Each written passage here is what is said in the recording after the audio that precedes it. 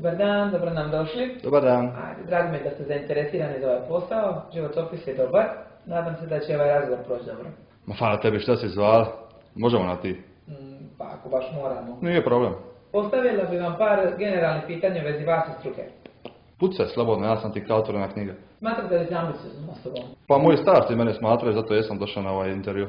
A koji su vam ciljevi, recimo, za sljedećih par godina? Pa prvenstveno naći posao, onda odmah nakon toga ići u prijevremenu penziju. Prijevremenu penziju? Pa prilično ste mladi za to. Invalidska.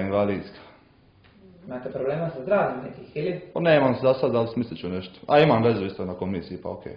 Koliko plaću mislite da zaslužujete? Pa ne znam. Nema neke ideje, Mislim, možemo neke bonuse, možda dogovoriti po izvađenom zubu, to bi mi bila super motivacija, ja mislim da potiče za posao. Kakvi ste s prekovremenim radom? Vrijeme je novac, preko vrijeme je preko novac, ako je ponuda dobra, bit ću i ja dobar. Imate li vi neko pitanje za mene možda? Pa nemam baš pitanja, imam prijedlog, ja ovako volim razmišljati o marketingu, imam to sa strane nešto.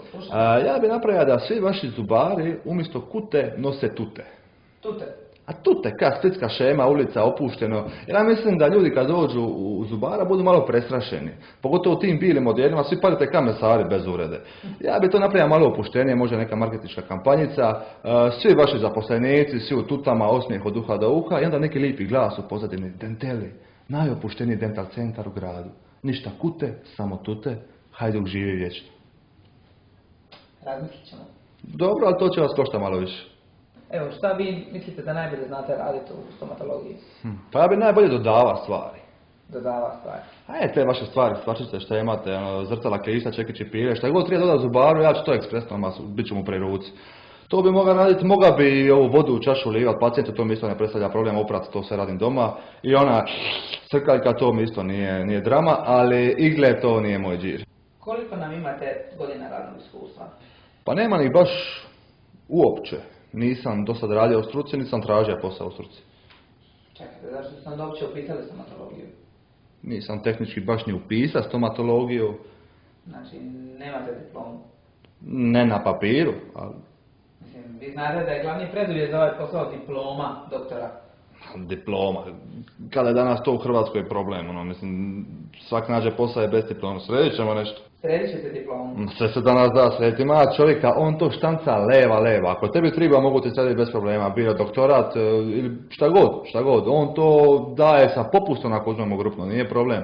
Ima i on i krunica ako ti treba pravi dobavljač. Metalne, drvene, kamene, posvećene, šta god treba. Ne treba, hvala. Zadovoljni smo mi s našim krunicama i sa pravim diplomama i mislim iskreno da vi niste osoba koju mi tražimo. Ok, slušaj, ovo očito neće ići ovako. Ako bi ja mogao popričati s nekim nadređenim, to ćemo se mi lako dogovoriti. Mi Italijani smo poznati po tome. Italijani? Ja i gospodin Denteli. Gospodin Denteli? Gospodin Denteli, vaš šef? Ne, mislim da ste mi tu nešto krivo shvatili, nema gospodina Dentelija. Oprostite, nisam znam, mislim moja sučna. Ne, gospodin Denteli uopće ne postoji, to je samo naziv klinike. Ja sam Martina Carlo. Carlo? Onda bolje da se zove Denteli, ko bi ljudi išao u dental centar, Carlo.